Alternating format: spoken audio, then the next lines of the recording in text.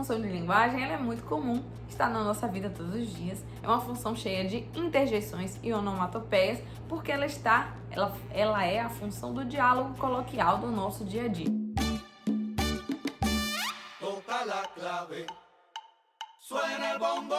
Olá pessoal, tudo bem? Sou eu, Juliana Neyman, bem-vindos ao meu canal e no vídeo de hoje eu vou falar para vocês as 7 funções de linguagem da língua portuguesa. Você vai perguntar, Juliana, o que está acontecendo? O seu canal é um canal de relações internacionais, por que a senhorita está fazendo vídeo sobre língua portuguesa? Meu bem, não adianta você falar 500 idiomas se você não fala bem português ou não sabe bem a estrutura da língua portuguesa. É um desafio para todos nós, tá? E além disso, tanto para critério de conhecimento, mas também para poder conseguir algum emprego bom, né? Tanto na iniciativa privada como na iniciativa pública, através de concurso, você precisa saber as funções de linguagem. Então eu vou começar falando sobre a função emotiva ou expressiva, que é a nossa primeira do momento, e ela se refere, como o próprio título fala, das nossas emoções e das nossas expressões das emoções. Então, ela está normalmente em primeira pessoa, porque eu falo sobre mim, sobre os meus sentimentos, sobre como eu me sinto.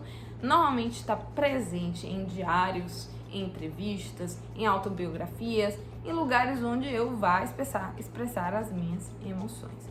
E é muito comum nesses ambientes, tá? Agora nós vamos falar sobre a segunda função de linguagem, muito importante, que é a função conotativa ou apelativa.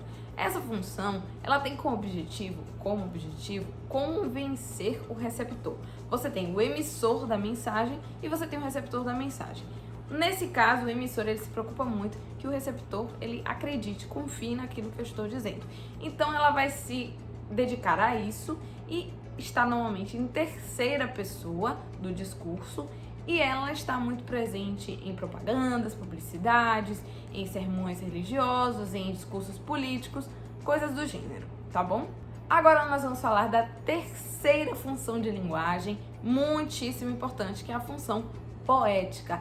Essa função, especialmente, ela tem um carinho especial com a estrutura, com a melodia, com o ritmo e com a beleza do texto em si. Então, esse texto ele não vai se preocupar apenas com a mensagem estar sendo passada, mas sim com o estilo que ela vai conter.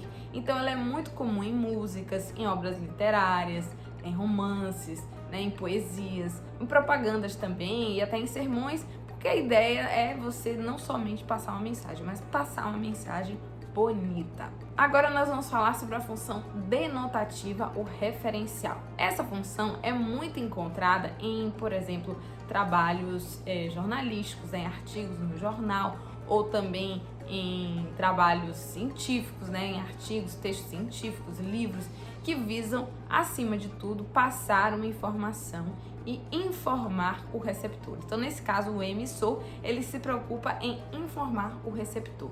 Nesse caso, é um texto, um conteúdo literário, uma função de linguagem que se preocupa muito em dados e fatos. E como eu falei, ela está muito presente nos textos de cunho informativo. Agora nós vamos falar sobre a sexta função de linguagem, que é a função fática. Essa função de linguagem ela é muito comum, está na nossa vida todos os dias. É uma função cheia de interjeições e onomatopeias, porque ela é a função do diálogo coloquial do nosso dia a dia. Então, por exemplo, você encontra seu amigo e fala, oh, tudo bem? Isso é onomatopeia. Oh!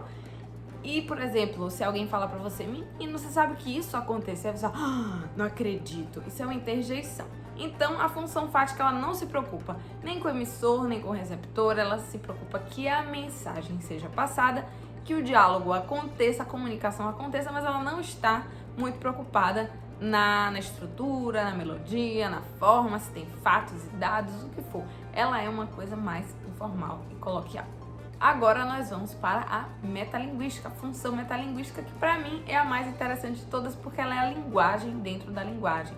Então, dentro da função metalinguística, por exemplo, você pode ver, por exemplo, em filmes. O filme, ele tem a linguagem visual da cinematografia, mas ela também tem, por exemplo, uma música que toca dentro do filme, e essa música é uma outra linguagem, então é a linguagem dentro da linguagem. Outro exemplo seria, por exemplo, você ler um livro que cita outro livro. Então você tem um texto que cita outro texto, ou, como eu falei, uma música que tem um pedaço de uma outra música. Todas essas linguagens dentro dessas outras linguagens é uma função de metalinguística, tá bom? Então, com isso, eu espero ter ajudado vocês a saber mais sobre as funções de linguagem, entender um pouco mais sobre a língua portuguesa, que é muito vasta, muito difícil. Vamos assumir aqui que é difícil, mas assim eu espero que faça mais sentido e seja mais simples para todos nós, tá?